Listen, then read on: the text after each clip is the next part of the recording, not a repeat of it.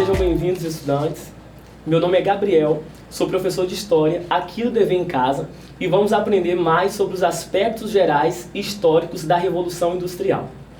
Você já parou para pensar na importância da indústria em nossas vidas?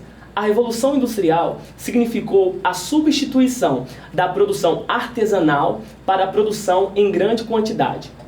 Quase tudo que utilizamos, sejam alimentos, vestimentas, eletrônicos, tudo vem das indústrias. E é por isso que na aula de hoje vamos entender como ocorreu esse processo da saída do campo, da produção artesanal e familiar para a maquinofatura, o que possibilitou a origem das indústrias. Mas antes de começar, vou passar algumas informações para vocês, alunos e professores, se organizarem. Essa aula trabalha com a habilidade: analisar os impactos da Revolução Industrial na produção e circulação de povos, produtos e culturas. E o objetivo de hoje é identificar as características da Revolução Industrial. Para marcar sua presença em nossa aula, aponte seu celular aqui para o nosso QR Code para eu saber que você participou. A sua interação é muito importante. Combinado? Na aula de hoje, vamos falar sobre uma das maiores transformações da história humana. Talvez a maior revolução da humanidade, que foi a Revolução Industrial. A Revolução Industrial teve início na Inglaterra, no século XVIII, e aí nós temos também os cercamentos e o êxodo rural, que é a saída do homem do campo para a cidade, e início à maquinofatura. Você já parou para pensar como a indústria é importante em nossas vidas? Já observou como os produtos industrializados estão ao nosso redor? Talvez você precisasse de mais tempo, ou de bastante tempo, porque a nossa vida se transformou tanto que é difícil imaginar hoje um mundo sem o impacto desse modelo de produção baseado na indústria. Hoje vamos falar como aconteceu essa transformação na forma de produzir e que finalidade isso teve para a humanidade. Nós vamos começar falando um pouco de 3 modelos de produção de mercadorias que aconteceram na história da humanidade. São eles: artesanato, maquinofatura, manufatura e indústria. Você conhece algum deles? De acordo com a história, o mais antigo é o artesanato. Artesanato remete à ideia de confecção de ferramentas e matérias feitas por um artesão. O artesão é uma pessoa que faz todo o processo de produção sozinho, normalmente à mão ou com a ajuda de poucos instrumentos. Durante boa parte da história da humanidade, existia só essa forma de produzir. Então, se você precisasse de um machado, você tinha que ir ao campo, derrubar a árvore, trabalhar a madeira e manualmente, passo a passo, fazer o seu machado. Outro exemplo que podemos usar na nossa aula é algo mais comum que o machado, que é a nossa roupa. A produção no passado era artesanal e familiar, ou seja, uma família de camponeses criavam ovelhas e depois transformavam o algodão em fios, teciam e tingiam os fios e transformavam do processo inicial a uma roupa. Hoje em dia, ainda temos feira de artesanato. Você já foi em uma feira de artesanato? Se sim, você percebeu como é o processo manual? Observou os detalhes do objeto que está à mostra? Esse é o modelo de produção artesanal, que foi muito importante e utilizado por bastante tempo. Porém, com o passar do tempo, a produção artesanal foi sendo substituída, começando ali por volta da Idade Média, foi sendo superado por um modelo que chamamos de manufatura. A manufatura tem algumas semelhanças com o artesanato. Vamos falar um pouquinho dessas diferenças? Manufatura é quando você pega alguma matéria-prima e produz uma mercadoria formada a partir dela. Então imagine que um carpinteiro use uma madeira para fazer um conjunto de móveis. Até aí pode parecer artesanato, certo? Mas tem diferença. Na manufatura, você tem um conjunto maior de pessoas envolvidas. Isso significa obra feita à mão. No processo manufatureiro, se dá pela divisão do trabalho, onde cada operário realiza uma operação utilizando instrumentos individuais. Ou seja, tem um conjunto maior de pessoas envolvidas na produção e uma divisão maior do trabalho. Conseguiu identificar as principais diferenças entre produção artesanal e produção manufatureira? Então aqui a gente percebe a produção artesanal.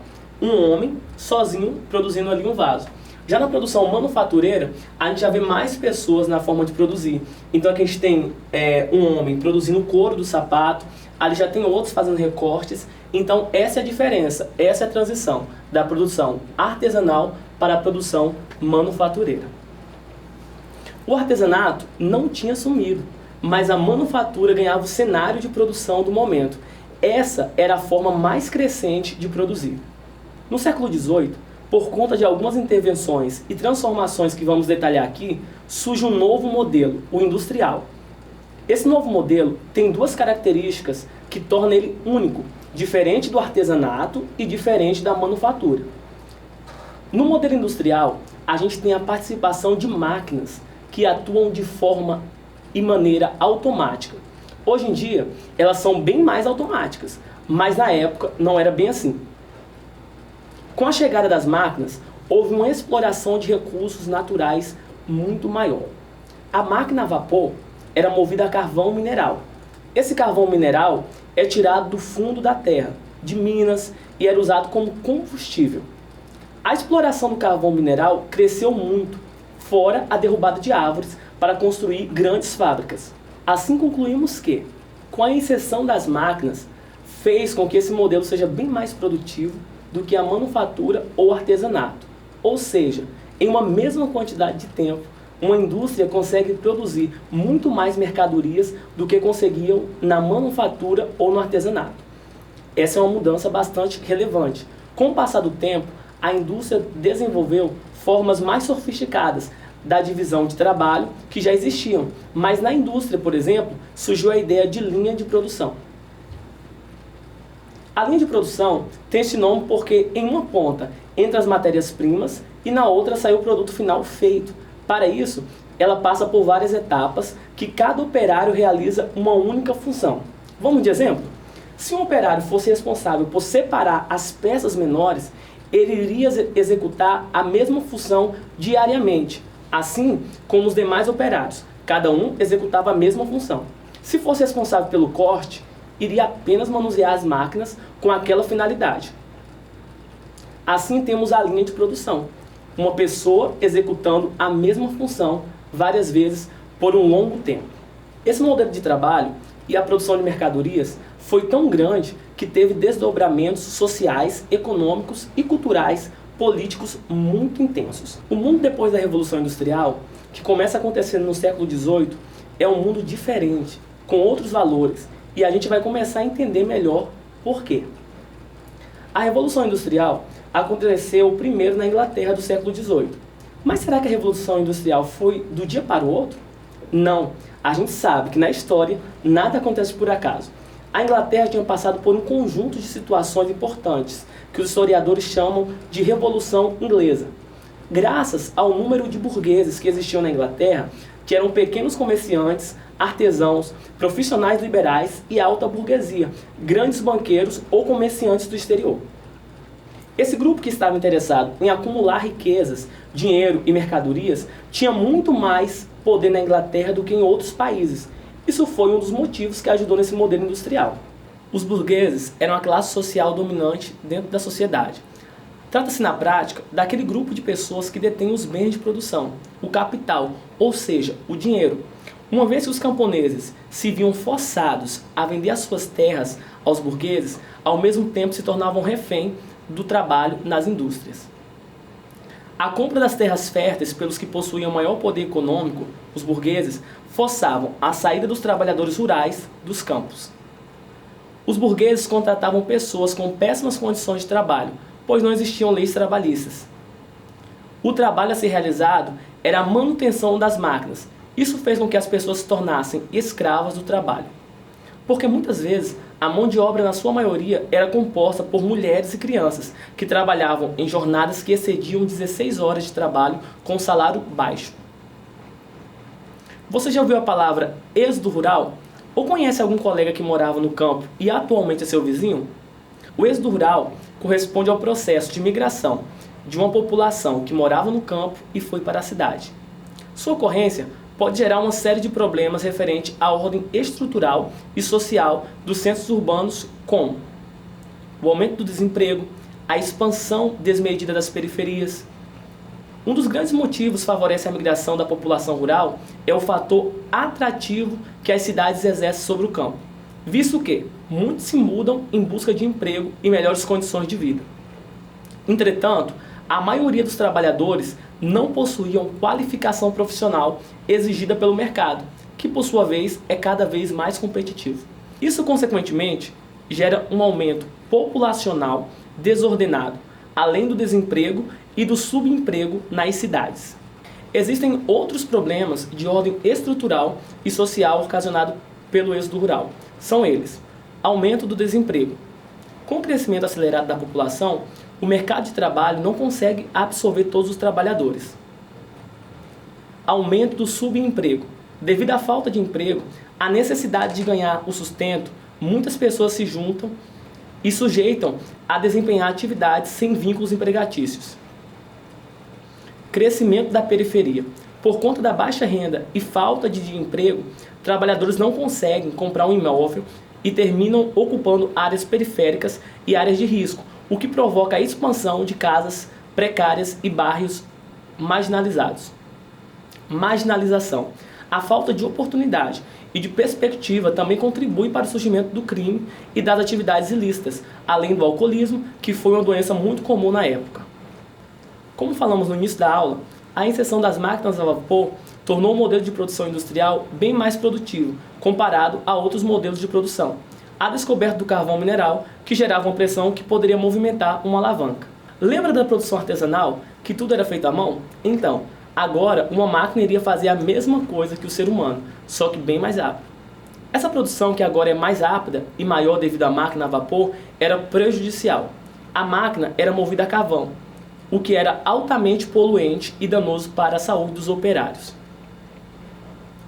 Mas como ficou a vida dessas pessoas que antes trabalhavam no campo e produziam em pequena quantidade? Essas pessoas são identificadas na Revolução Industrial, ou melhor, nas indústrias, como operários. Vejamos um pouco mais da rotina de um operário. Os operários eram submetidos à condição desumana de trabalho. As fábricas geralmente eram quentes, úmidas, sujas e escuras. A jornada de trabalho chegava a 14 ou 16 horas diárias, com pequenas pausas para refeições precárias. Muitos trabalhadores adquiriram doenças respiratórias por causa do ar poluído que vinha das máquinas. Os movimentos repetitivos dos braços desgastavam as articulações do corpo e causavam intensas dores. Alguns operários sofriam graves acidentes de trabalho e ficavam incapacitados para o resto da vida. Os patrões incentivavam o trabalho infantil, pois as crianças recebiam salários mais baixos e eram mais obedientes. Essas pessoas eram tratadas com violência pelos chefes ou capatazes, sendo muitas vezes punidos com castigos físicos. Os trabalhadores eram impedidos de entrar com relógio nas fábricas. Apenas o supervisor poderia avisar a hora de terminar o trabalho. Assim, o horário de entrada e de saída, o horário de almoço e o tempo gasto para realizar as tarefas produtivas eram controladas pelo relógio dos capatazes. Essa rotina de trabalho fazia com que as pessoas perdessem a percepção do tempo, da hora, levando em consideração a forma como viviam no campo. Estudantes, preparei uma atividade para vocês. Você vai escolher uma pessoa e fazer uma entrevista. Acompanhe aqui no quadro que vou te mostrar o passo a passo. Então, primeiro, você vai ler o QR Code, apontar o celular para o QR Code. O segundo passo é acessar a página do questionário.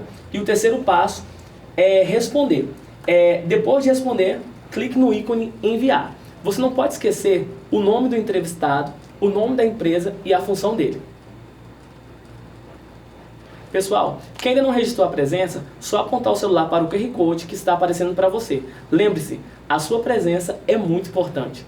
Nossa aula está chegando ao fim, mas antes, vamos recapitular alguns pontos importantes.